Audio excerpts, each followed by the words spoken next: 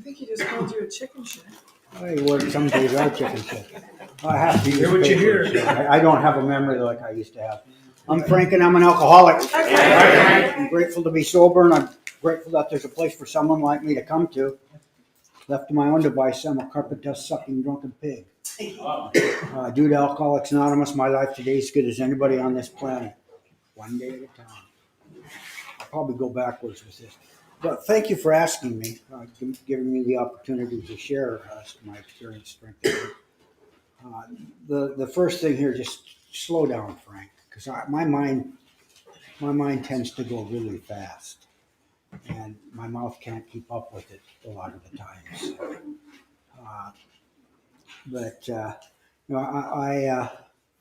My AA birthday is December 22nd, 1982. I first came into Alcoholics Anonymous on April 12th, 1982. And I didn't stay sober right away. I didn't like the people in the rooms.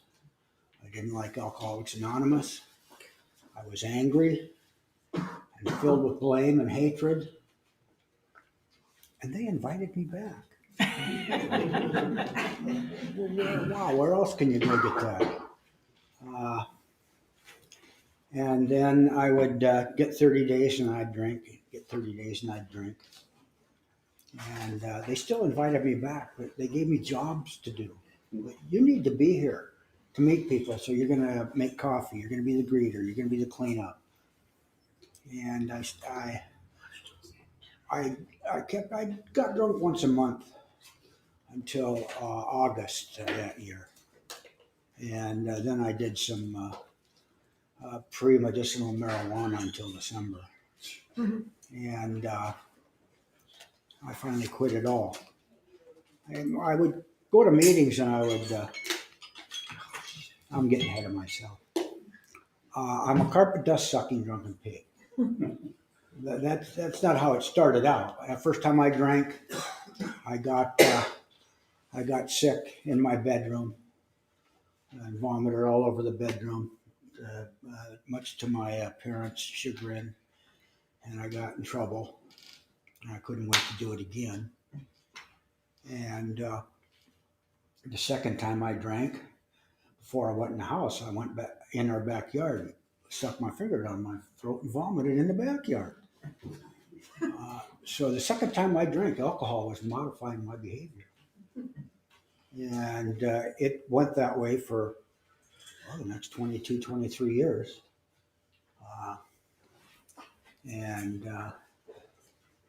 Everything I did, it revolved around alcohol until, I made it through college because I didn't want to get drafted. I got drafted anyway. I went to Vietnam, came home, all the time just drinking like a pig. Every time I could get a chance. And blacking out. I blacked out a lot, especially towards the end. My wife would ask me if I felt the way I did the night before.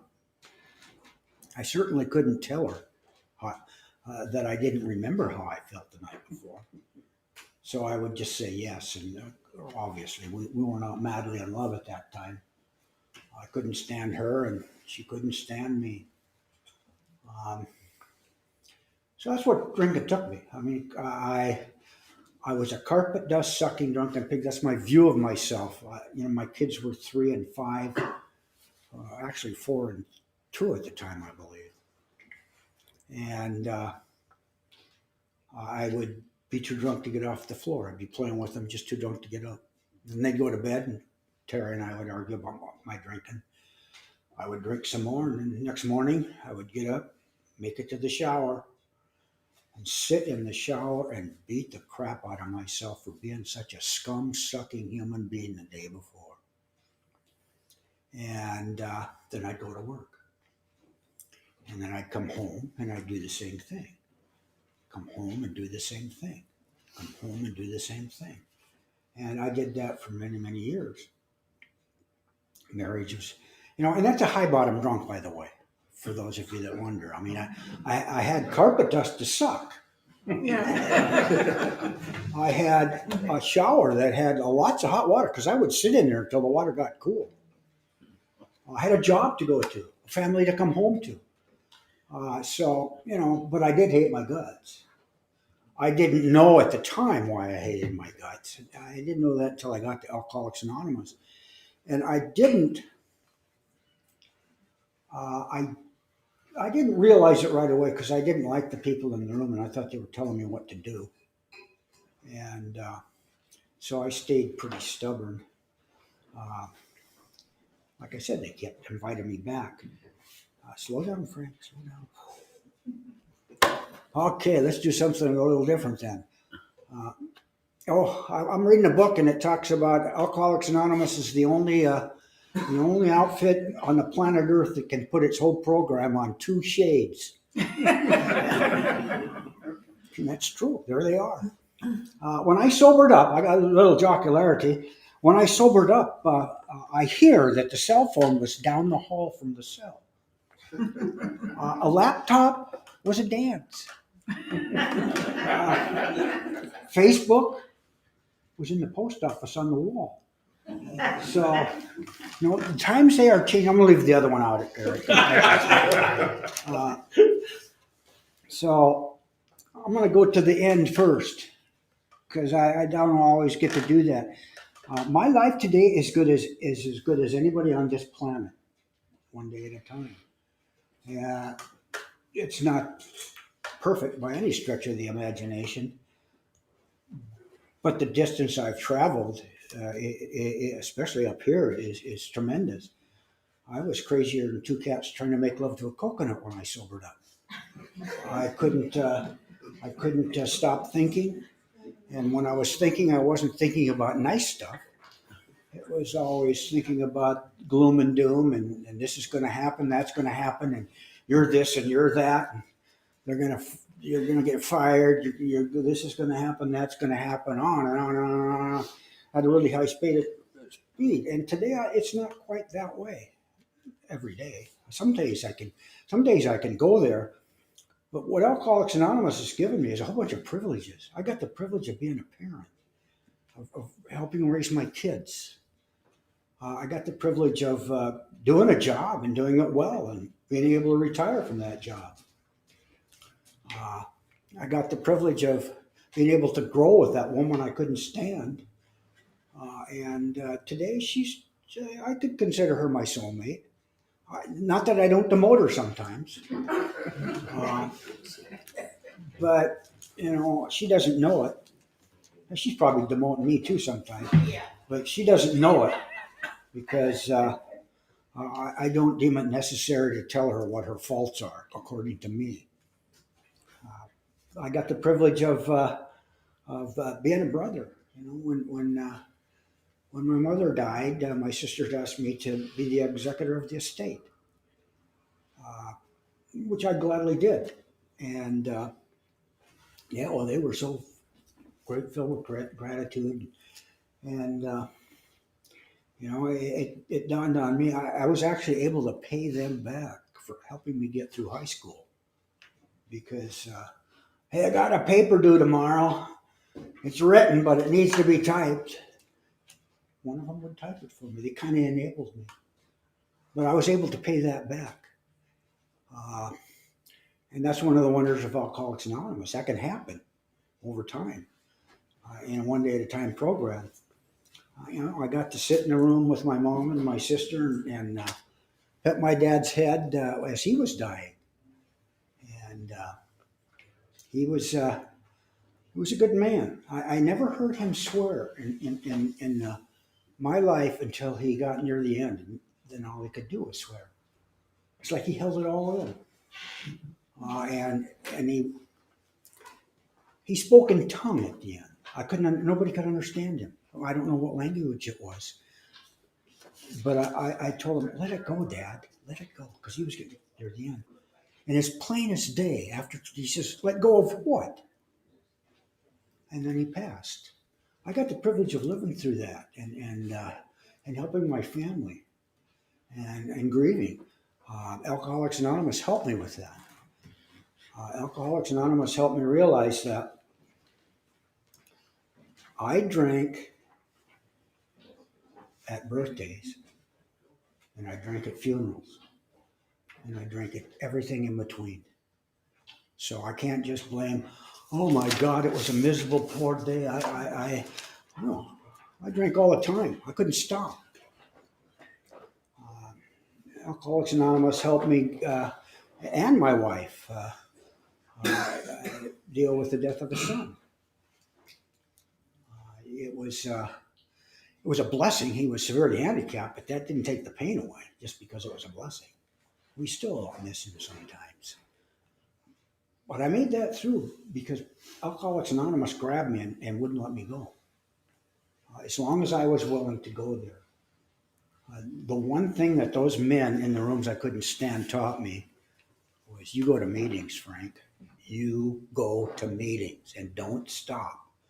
And that's what I've done. I mean, that's what I've done for 40 plus years now, is go to a lot of Alcoholics Anonymous meetings. And what I've learned in that is the most important thing I do is stay sober one day at a time.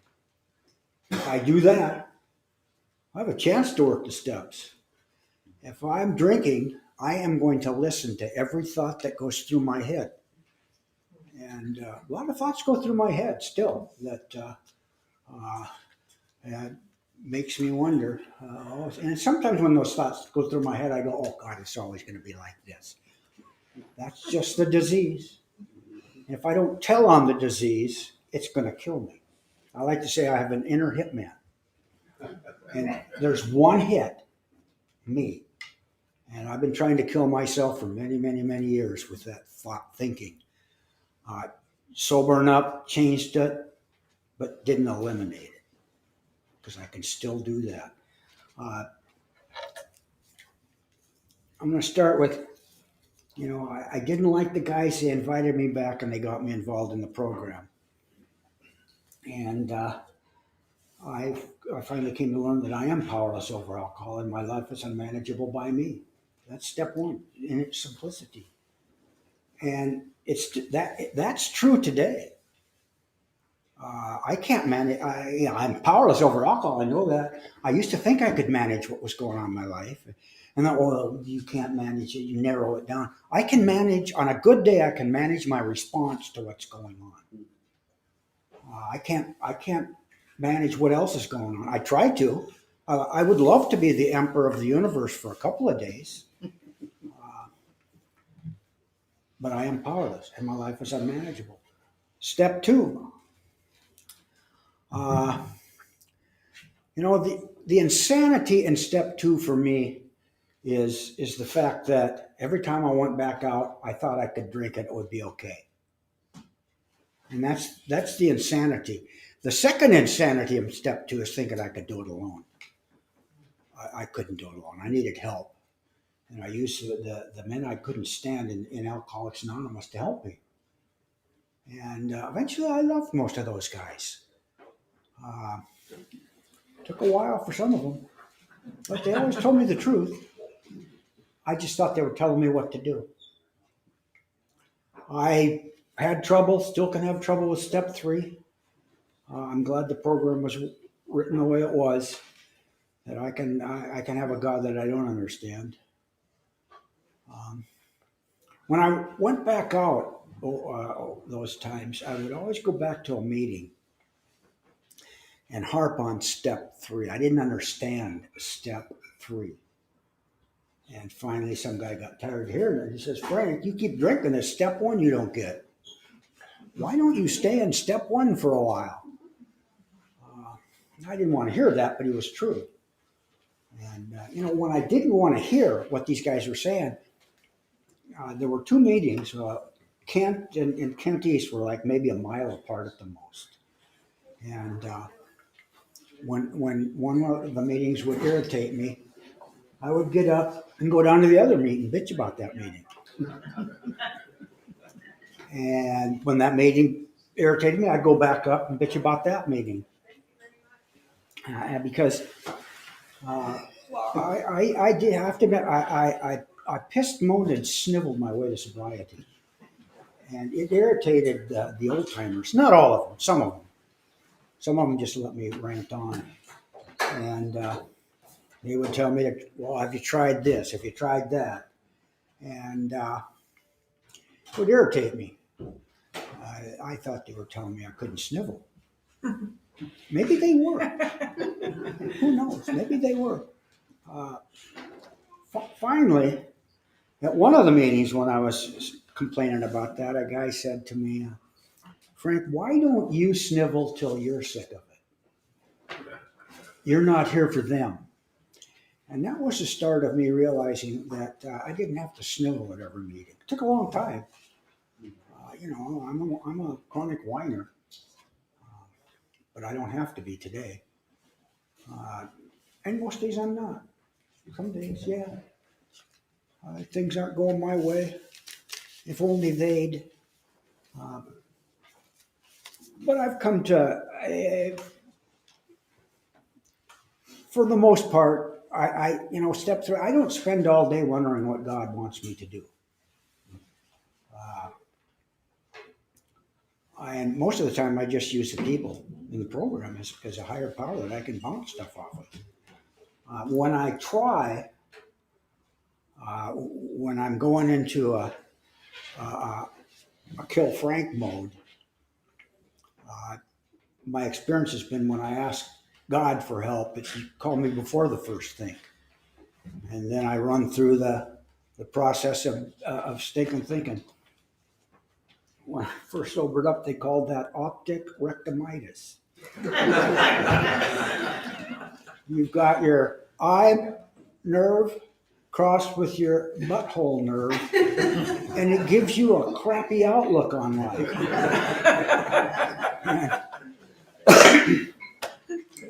They had a lot of trick stuff going on then, and I didn't realize it. And I didn't realize that when the bad cop was hammering me for getting drunk, they were just trying to tell me the urgency of me getting sober. They weren't telling me I was bad, I was stupid. They were, man, you got to get sober. And I drank because the bad cop was too hard on me. Then I drank because the good cop was too soft on me. I drank because I wasn't ready to stop. But I had somebody to blame. My last blame in drinking was Alcoholics Anonymous. You guys told me to try some more controlled drinking. And, it didn't dawn on me till years later. A normal, non-alcoholic drinker probably never thinks they have to control their drinking. Just never comes to their mind.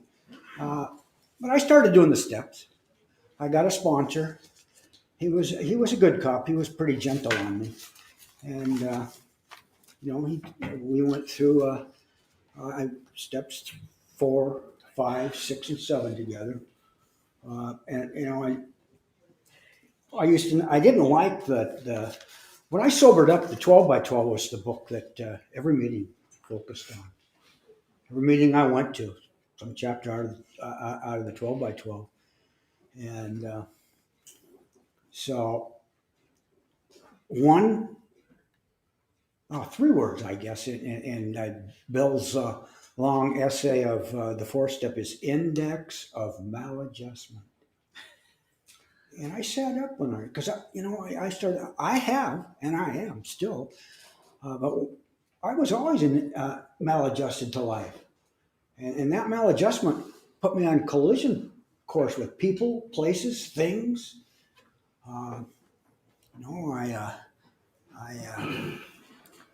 So I did my first 4th step because they kept harping on me to do it. And I only did it so that I could say I did it, leave me alone. And funny thing, I still got something out of it. It was like the main theme was how much self-centered fear had governed my life up till that point. Long before I started drinking, while I was drinking, it was just amplified by the alcohol. And I sobered up, and it was really amplified because there was no numbing, no supposed numbing. the denial is when I first got here, I thought alcohol still worked. And it had quit working years before I quit drinking. I went from that rush of bringing the booze up to my mouth to total misery in a few short minutes, total self-hatred. And it didn't stop me. It didn't stop me. Uh, so I did my step 4, and then I did a step 5 with my sponsor, and 6 and 7. Then we went to a meeting, and I did all these steps. I'm ready to be pure now. And that didn't happen.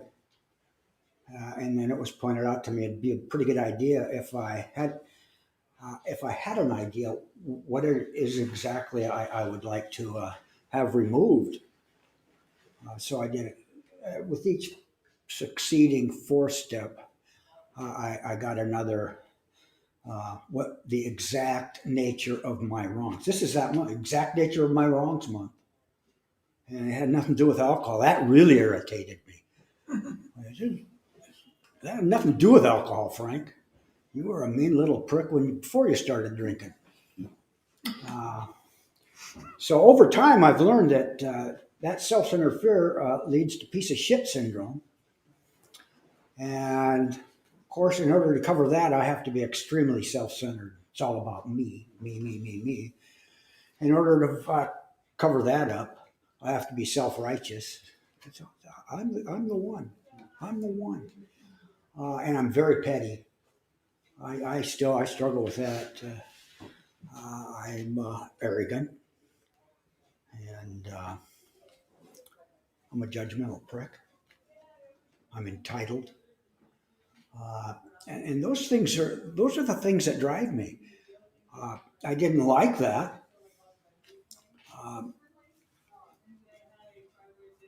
But Bill calls that my instincts run wild.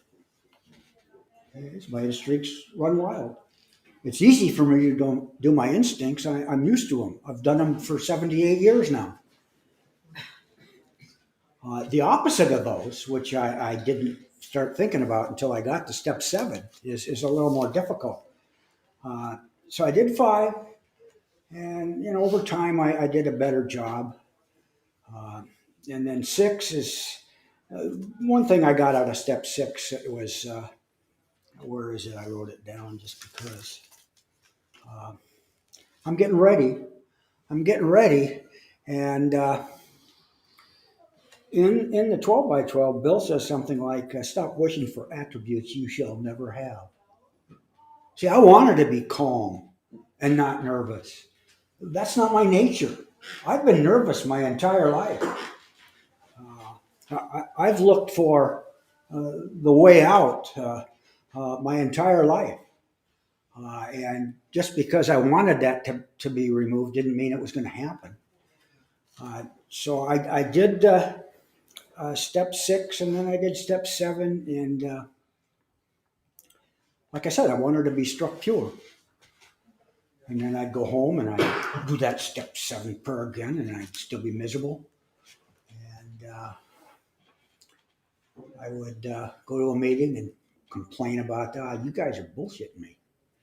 That's just not true. And nothing's been removed.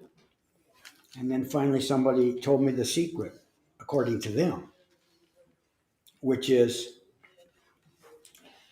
removal means I'm going to live my way through those defects of character, knowing what they do, and maybe trying to live in the opposite, which is really hard.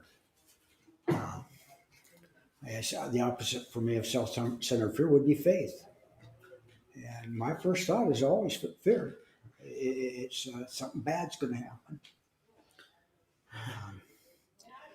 A piece of shit syndrome could be filled with gratitude instead of piece of shit syndrome. I could be grateful for what's going on around me. Got a good life. Well, we live about 3 doors down from the grandkids now. My wife wanted to move closer to the grandkids. We lived in Renton for 37 years next to my mom until she passed. And we sold both those houses and moved to Maple Valley. And that was a scary move for me.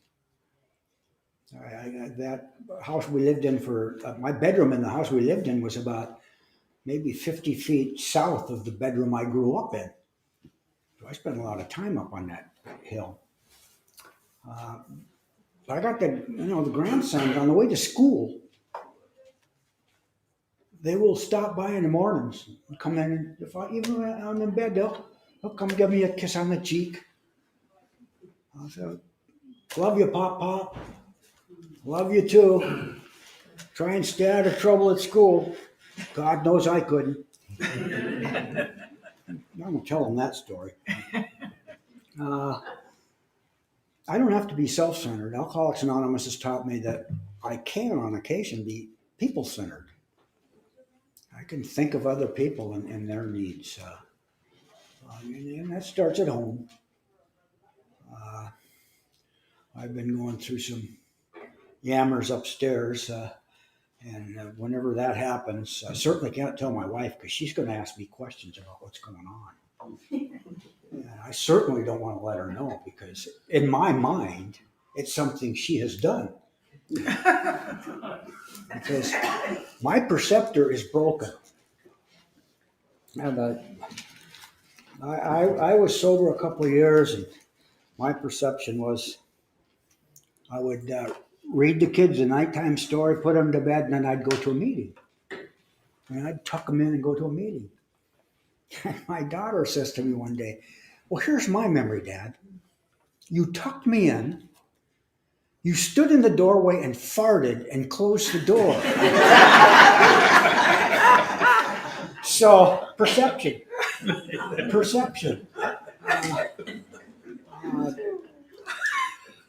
I can be tolerant instead of self-righteous, but that's a tough one. It's so much easier. The self-righteousness just flows. Tolerance takes work.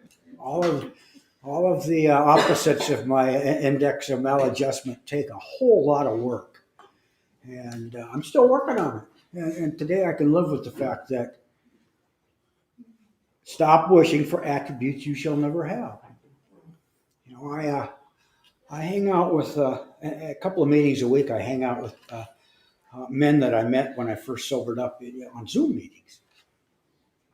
And, they got 40, 50 years in the program. And it's just nice to sit there and listen to them talk about the fact that their head still can bother them. Okay, Frank, stop. You don't have to let that bother you. I can be patient instead of petty. Again, that's just not my natural way. I've learned that I'm way more patient with the grandkids than I was with my own kids. And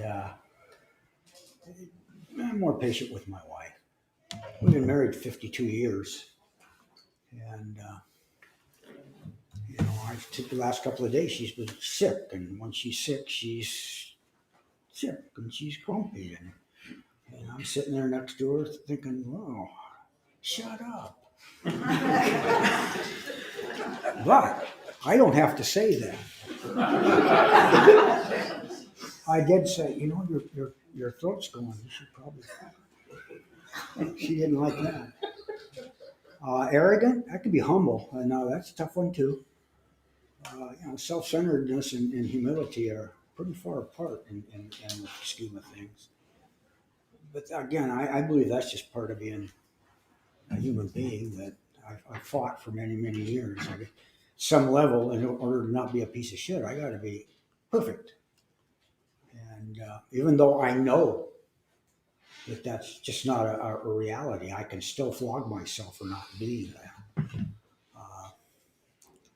But it's better. It is way better today than it's ever been. And hopefully I can just keep improving it one day at a time. I don't have to be entitled. I'm entitled to have my way. I'm entitled for you to take my opinion. I don't have to be entitled. I can be of service. And Alcoholics Anonymous has given me that opportunity.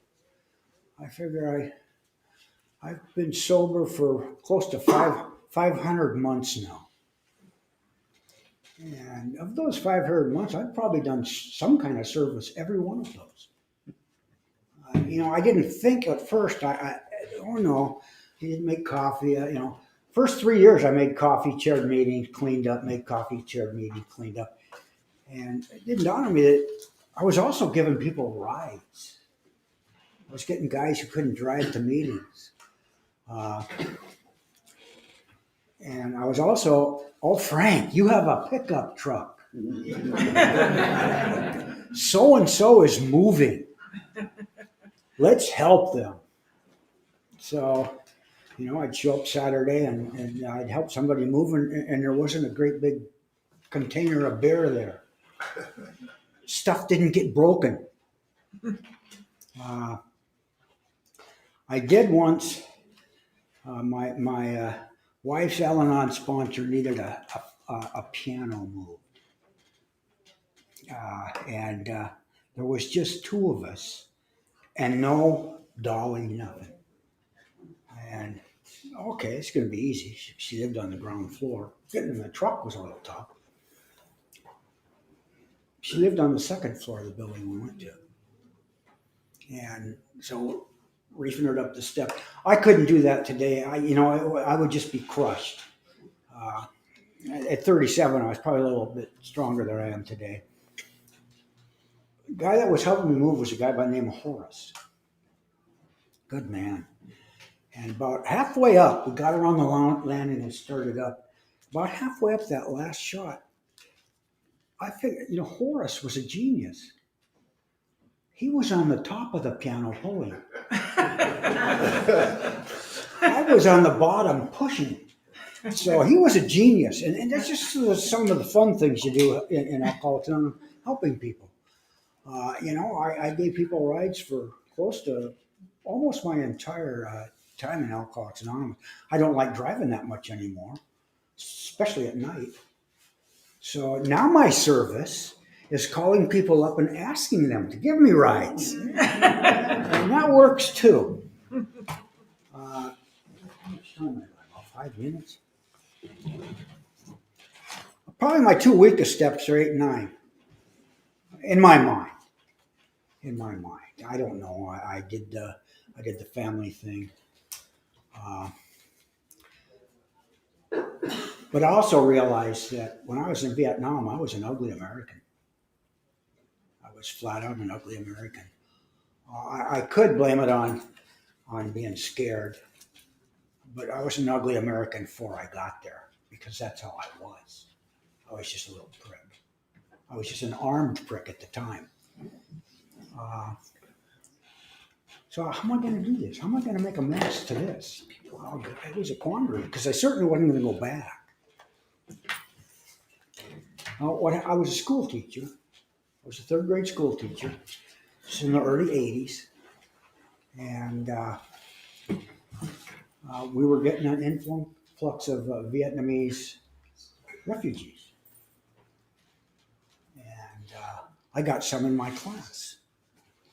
And I was able to do a living amends with them. I was able to treat them with the kindness and tolerance that I didn't show when I was over in Vietnam. So, that's how it worked out. It was just a wonderful thing for me to do, for myself, because I didn't know what I was going to do. I got to know some of them quite well. A couple years later, I would see them. And I took a Vietnamese man to meetings for a while. And his talk started with, I used to be the head of my house. And then, because of my alcohol, I'm just a shadow. And so we called him the shadow. And how true, that alcohol can turn anybody into a shadow. Those are things that I've learned for myself over time. Everything I'm sharing is just my opinion. And I got to believe that at meetings, sometimes I carry the message and sometimes I spread the disease. I know if I'm talking from you gotta, I'm very probably spreading the disease. If I'm going to tell somebody you got to do something, it should be one-on-one. I try not to ever do that because I don't know what anybody's got to do. Step 10.